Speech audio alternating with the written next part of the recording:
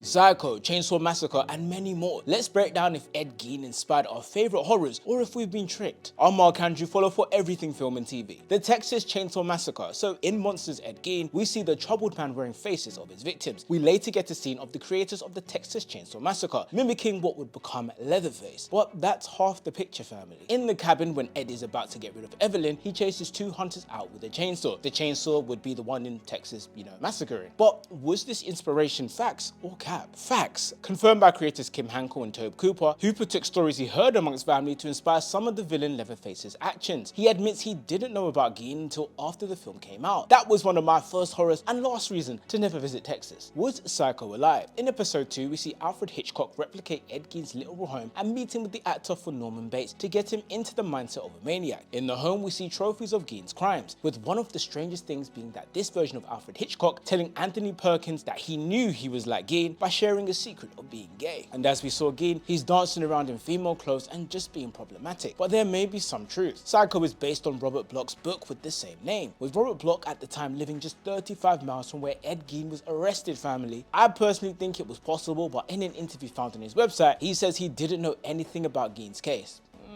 But, because there's always a but, he used the circumstances where somebody in a small town got away with taking people out without any suspicion. Silence of the Lambs took direct inspiration. In Monsters, we see Ed Gein get freaky with skin and craft all sorts, and it's not looking like show and tell. But one thing super odd is his love for emasculating himself, despite falling in love with a woman. Call him what you want, but in the show, he had these women acting up. Now, if we head to Silence of the Lambs, we have the character of Buffalo Bill, who repeats Gein's crimes against women and then loves wearing their skin. Some sources say Harris was inspired by Gein. Feel free to repost and follow while I make part 2.